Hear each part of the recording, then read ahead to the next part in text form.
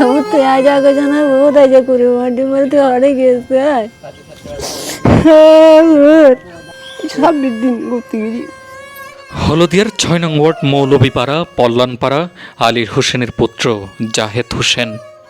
কোরবানির ঈদে যখন সবাই মাংস খেয়ে খুশিতে মাতোয়ারা, তখন হলদিয়ার ৬ নং ওয়ার্ডের এক মায়ের চোখে ছিল অশ্রু আর বুক জুড়ে একটাই প্রশ্ন, আমার জাহেদ কোথায়? মাত্র ১৪ বছরের ছেলেটি ঈদের ২ দিন পর থেকে নিখোঁজ। আজ সেই মায়ের আর্তনাদ শুনলে চোখের জল ধরে রাখা যায় না।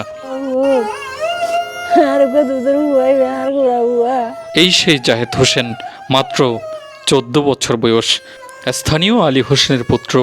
কোরবানির ঈদের আনন্দে ঘোরার কথা ছিল, খেলাধুলোর কথা ছিল, কিন্তু কোরবানির মাংস মুখেও তোলা হয়নি ভালোভাবে। গেল ৯ তারিখ জাহেদ বেরিয়ে যায়, ফিরে আসেনি আর। কোরবানির ৭ তারিখ ঈদের ৯ তারিখ ফজরত সোমবার জাহেদ সামেটকালি খাবি মালের পুতুল পাতিজার নাম ঈদে জাহেদুল ইসলাম হাফেজ ও সাফটকালি কাব বিন মালিক মাদ্রাসার মধ্যে লাহাফারা করতো। তো কোরবানের ছুটির সময় মধ্যে বাড়িতে এসছে, বাড়িতে আনার পরে ছিল ওয়ার্ডে যেদিন মানে মাদ্রাসা বন্ধ দিয়ে তুমি বাড়িতে আসি, তো তাকানোর পরে ছিল হরি গিয়ে। তো আজ পর্যন্ত মা বাপে এইটি পর্যন্ত দীর্ঘকালীন খুঁজাখুঁজি করের তো অতি করের।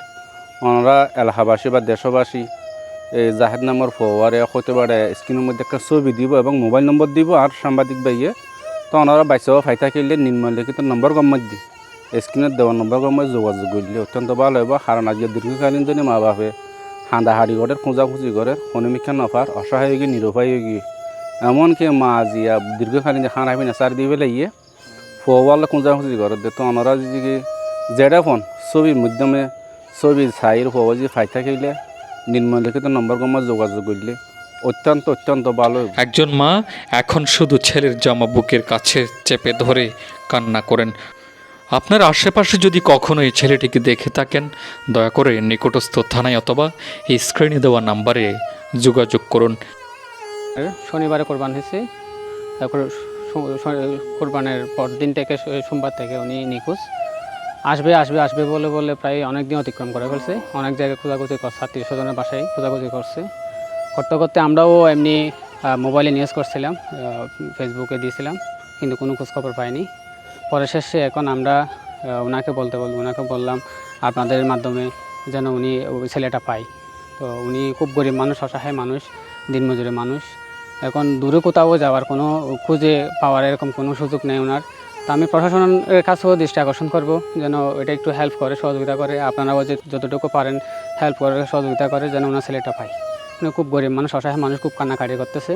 যেখানে যায় সেখানে আজকে প্রায় 26 দিন মতো হবে মনে হয়, শুধু কান্নাকাটি করতে করতে এই আসি।